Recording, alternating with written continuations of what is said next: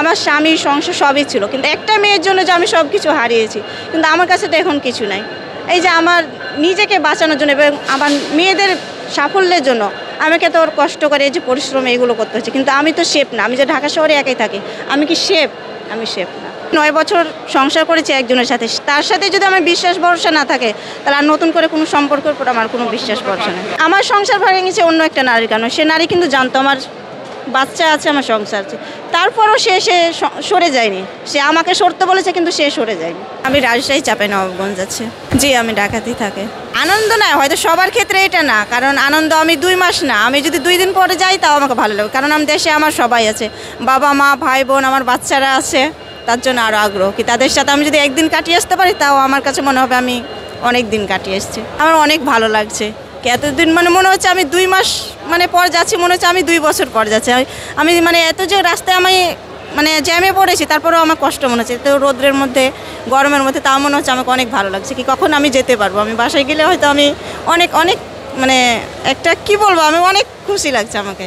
প্রথমে গিয়ে আমার একটা থাকে কি আমার বাচ্চাদের সাথে দেখা করা, কারণ ওরা আমার কাছে থাকে না, দূরে থাকে, ওর বাবার কাছে থাকে, বাবার বাড়িতে। আমি মায়ের বাড়িতে গিয়ে আগে আমার প্রথম টার্গেট আমার বাচ্চাদের কখন আমি দেখতে পাবো, কখন দেখা করবো, এটা আমার মনের একটা উৎসাহ। গেলেই আমি দেখতে পাবো।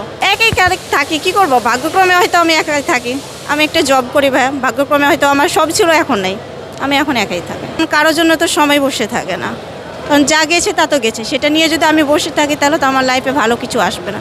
তাই আমি চাই কি আমার লাইফে আমার ভালো না হোক, কিন্তু আমি চাই আমার উপর দিয়ে আমার বাচ্চাদের যেন ভালো হয়। হ্যাঁ, আমি বাচ্চাদের জন্য সব কিছু করছি। আমি 9 বছর সংসার করেছি একজনের সাথে, তার সাথে যদি আমার বিশ্বাস ভরসা না থাকে তাহলে আর নতুন করে কোনো সম্পর্কের উপর আমার কোনো বিশ্বাস ভরসা নেই।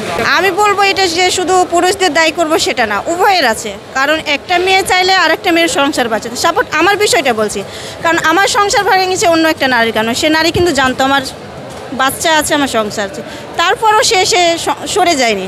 সে আমাকে সরতে বলেছে, কিন্তু সে সরে যায়নি। তাহলে সেক্ষেত্রে উভয়ের দোষ আছে। একজন যে বলবো কি শুধু পুরুষের দোষ, সেটা না। এই বিষয়গুলোতে যদি আইনিগতভাবে যদি কিছু উদ্যোগ নেই তাহলে আমাদের মতন আর জীবনটা কারো হবে না। আমি বলবো এই যে দ্বিতীয় বিয়েটা, কারণ দ্বিতীয় বিয়ে করতে এই যে ধরুন সাপোর্ট, আমার 2টা বাচ্চা রেখে আসছি না, আমার স্বামী সংসার সবই ছিল, কিন্তু একটা মেয়ের জন্য যে আমি সব কিছু হারিয়েছি, কিন্তু আমার কাছে তো এখন কিছু নাই। এই যে আমার নিজেকে বাঁচানোর জন্য এবং আমার মেয়েদের সাফল্যের জন্য আমাকে তো ওর কষ্ট করে এই যে পরিশ্রম এগুলো করতে হচ্ছে, কিন্তু আমি তো শেফ না। আমি যে ঢাকা শহরে একাই থাকি, আমি কি শেফ? আমি শেফ না। তাহলে সে যদি দ্বিতীয় বিয়েটা না করতো তাহলে তো আমার লাইফে এরকম কিছু আসতো না, আমাকে এতগুলো সাফার করতে হতো না। পুরুষরা একটা নারীকে ছাড়ার পরে দ্বিতীয় বিয়ে করতে পারে অনায়াসে। আপনি একজন নারী, আপনি এখনো কেন বসে আছেন বা আপনারা কেন করতে পারেন না? কোন জায়গার দায়বদ্ধতা থেকে? আমি দায়বদ্ধতা বলতে, কারণ ও হচ্ছে ছেলে মানুষ, ও হয়তো সন্তানের দিকটা ভুলে বউ রাখতে পারে, কিন্তু আমি পারছি না। আমি চাই আমি আমার সন্তানের জীবনটা আমি ভবিষ্যৎ ওদের গড়ব, তার জন্য আমি কোনো নতুন করে উদ্যোগ নিতে চাইছি না। যে নিজের জায়গায় থাকুক, কারণ অন্যের সংসারে ইন্টারফেয়ার করার কোনো প্রয়োজন নাই, কারণ এতে অনেক মানুষের হচ্ছে সমস্যা বলতে একজন সন্তান হারাচ্ছে, তার বাবার আদর্শ স্নেহ থেকে বঞ্চিত হচ্ছে, একজন স্ত্রী তার স্বামীকে হারাচ্ছে, এবং একজন বাচ্চাও তার মার অনেক সময় আদর্শ স্নেহ থেকে বঞ্চিত হচ্ছে। তাই আমি চাইবো এই যে দ্বিতীয় বিয়ে বা অন্য একটা সবাই যেন সাবধান হয়, কি তারা যেন নিজের জ্ঞান থেকে এটাই করে কি।